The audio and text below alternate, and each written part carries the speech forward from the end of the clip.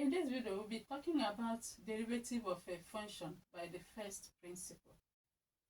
To find a derivative of a function using the first principle, this entails finding a derivative of a function using a formula, a limit formula. For instance, f of x, that is the derivative of the function, the first derivative of the function x, as the limit change in x tends to 0, is f of x plus change in x minus f of x divided by change in x. This is the formula. This is the formula for the first principle. And in this formula, the only thing you have to know is that in this formula, wherever you see x in that your function, that is the equation given to you, replace the x in the equation given to you by x plus change in x, and that is just it.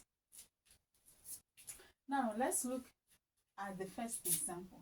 It says the f of x is equal to x squared. So this is now the equation given to me, right? So wherever I see x in this equation, I will replace it with x plus change in x, such that if I replace this with x plus change x, I will now have that the f of x will now be what? F of x plus change in x to power 2. Do you understand? I replace the x, this x, with this. So in that case now, what I will have here is f of x plus change in x to power 2, isn't it? Then minus my f of x, which is equal to what? X squared. Remember, we have given already that f of x here is equal to x squared. So you just replace it, substitute for it. Okay? Then divided by change in x. So, but first, we have to expand this. X plus x change in x squared. We have to expand it first before we continue. So we have that x multiplied by x will give us x squared. X multiplied by change in x will give us change in x. We are done with x. So we have to go with what? Change in x. Change in x multiplied by x will give us what? Change in x.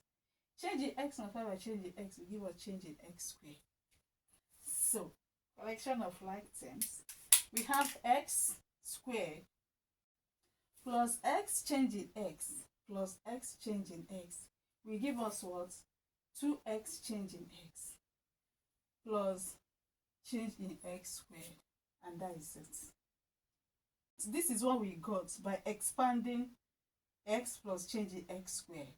Now we can now bring it and substitute it for x plus change in x squared. And that is exactly what I did here. Minus the x squared all over change in x.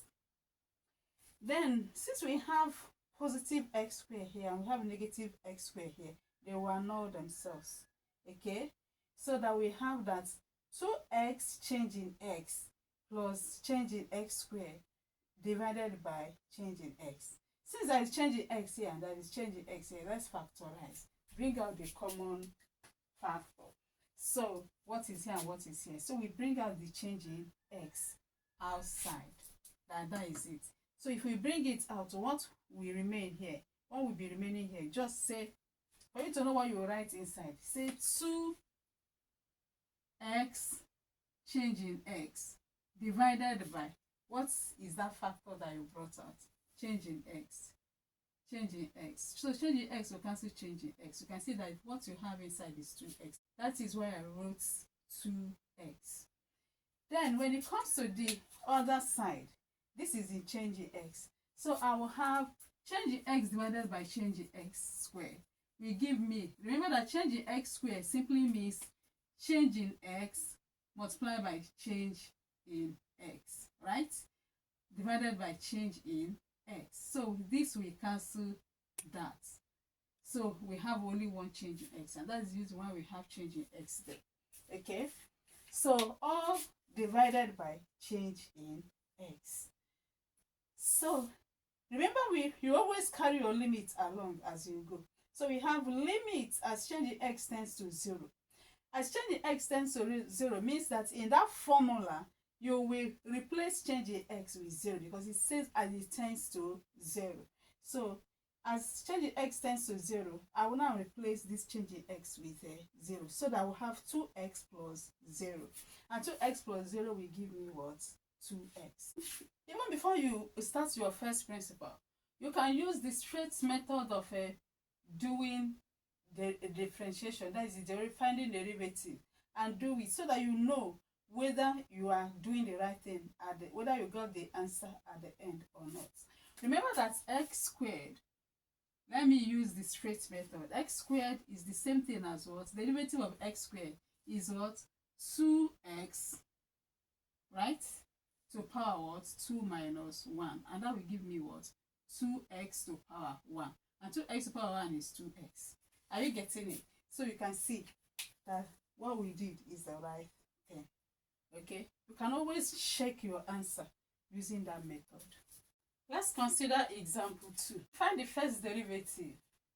When you see this prime, only one prime here means the first derivative. If you have two primes like this, it means second derivative. Okay? So find the first derivative of f of x as the limit change in x tends to 0. So the f of x here is equal to what? X to power 3. So it means that what we have to do is that we will replace this, substitute for the value of x using x plus change in x. So when we replace the x now with x plus change in x, we will have x plus change in x to power 3, okay, minus x to power 3, which is our function f of x, okay, all divided by change in x. Okay, remember that when we did x plus change in x to power 2, that is x plus change in x to power 2. When we expanded it, we are getting x squared plus 2 change in x plus change in x squared. And this x plus change in x cubed simply means x plus change in x multiplied by x plus change in x multiplied by x plus change in x, of which the first 2x plus change in x multiplied by x plus change in x is x plus change in x squared. So in other words, this actually just means x plus change in x squared multiplied by another x plus change in x squared. Just this is exactly this x plus change in x cube is the same thing as saying change in x plus change in x brackets x plus change in x brackets x plus change in x. Okay, that is multiplying it into 3 places, and multiplying into 2 places is what it gave us here, all which we did at the first, where we are getting x squared plus 2x change in x plus change in x squared. So the third one now is this, which is this. Okay, so what I'm trying to say is that I did not go to start saying x multiplied by x, since we have already done it. I just brought it out. Then I'm now multiplying with the last one here. So we say x multiplied by x squared will give us x cubed. X multiplied by 2x change in x will give us 2x squared change in x. X in 2x will give us 2x squared. Then add your change in x. Then x multiplied by change in x squared will give us x change in x squared. We are done with x. So we start with change in x. Change in x multiplied by x squared will give us change in x squared. Change in x multiplied by 2x changing x will give us 2x changing x squared. So we have changing x multiplied by changing x squared will give us changing x cube. Then we break down our x cube. But knowing that we have positive x cube here and negative x cube here, they will annul themselves, they will cancel themselves, such that we have, then the next is to do connection of like terms. So we have 2x squared changing x. Do we have another x squared changing x? No, that is the only one we have. You bring it down. So we have here x change in x squared. Do we have any other x change in x squared? Yes, there is another one here. This is 2x change in x squared. So 2x change in x squared plus x change in x squared will give us 3x change in x squared. Just like saying 2x change in x squared, right? Plus x change in x squared. Okay. So it's just like saying 2 oranges. Let's assume that changing x squared is equal to an orange. So we have 2 oranges plus 1 orange. And that will give us 3 oranges. So that is the reason why I said 2x change in x squared plus 1x change in x squared will give us 3x change in x squared. Right?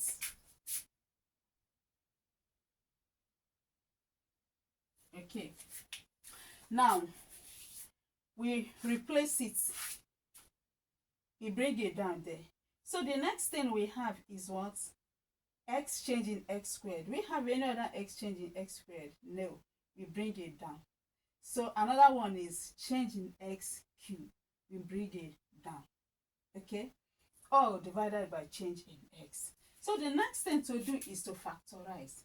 And when we are factorizing, we have this.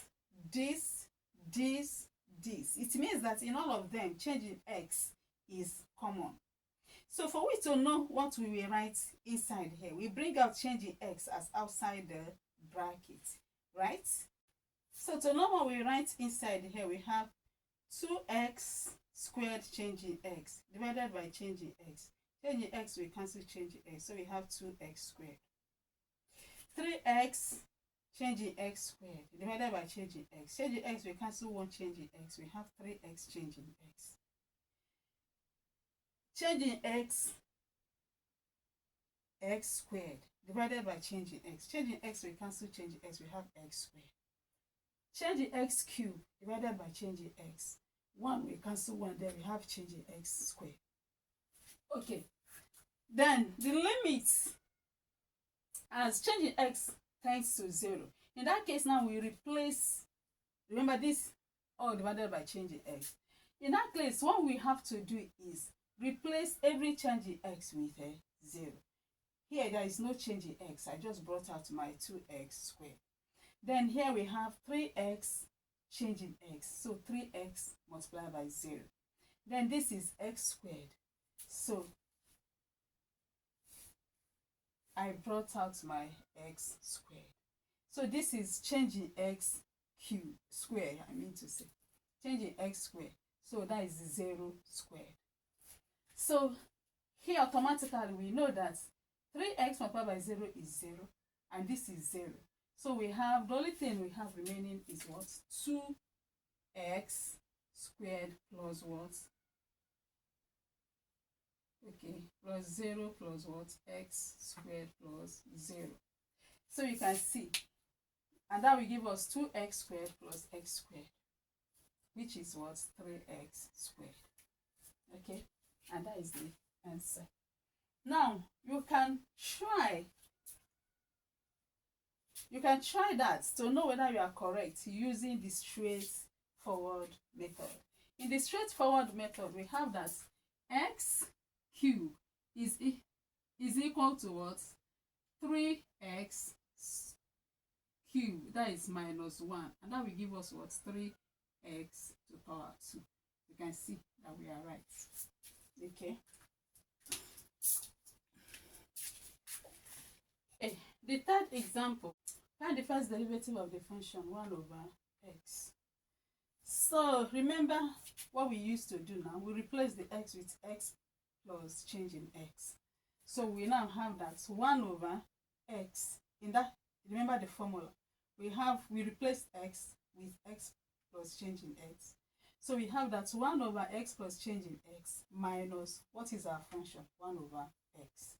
All divided by change in x. Okay. So the next is to find the LCM. The LCM of x plus change in x and x is just multiply this with this to get the LCM. And that's why I said x plus change in x multiplied by x as the LCM. I don't want anything that will give me a headache. I will just use the LCM to multiply this part. I use the LCM to multiply this part. I use the LCM to multiply the denominator. That is exactly what I did. So I said this multiplied by the LCM minus this multiplied by the LCM divided by this multiplied by the LCM. That is exactly what I did. Remember I said the LCM is x plus change in x multiplied by x, which is this part. Okay.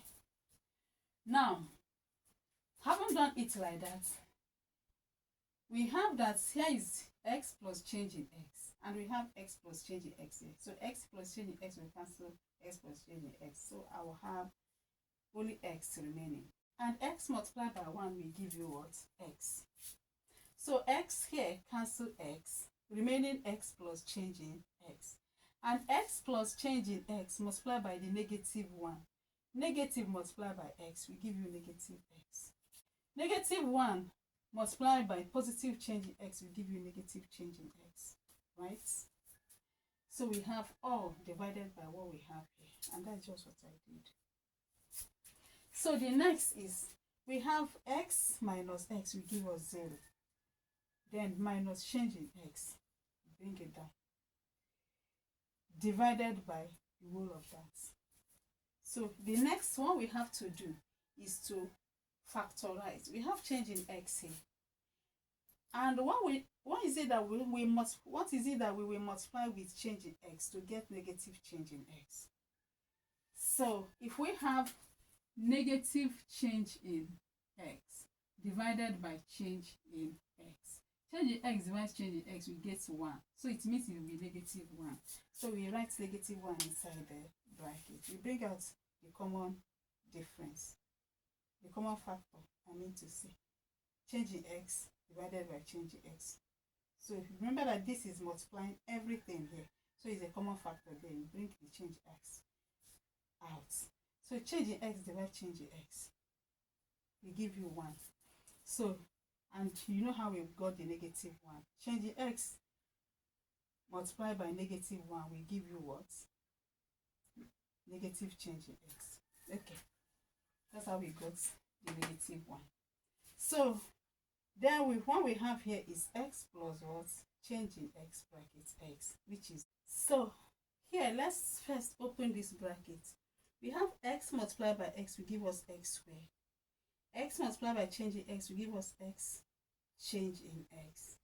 So we have that negative 1 over x squared plus x change in x. So the limit as change in x tends to 0 will be, just wherever we see change in x here, replace it with 0. So we have negative 1 divided by x squared plus 0, that is 0 multiplied by x will give us 0. Okay, so we have that the answer is negative 1 divided by x squared. Okay,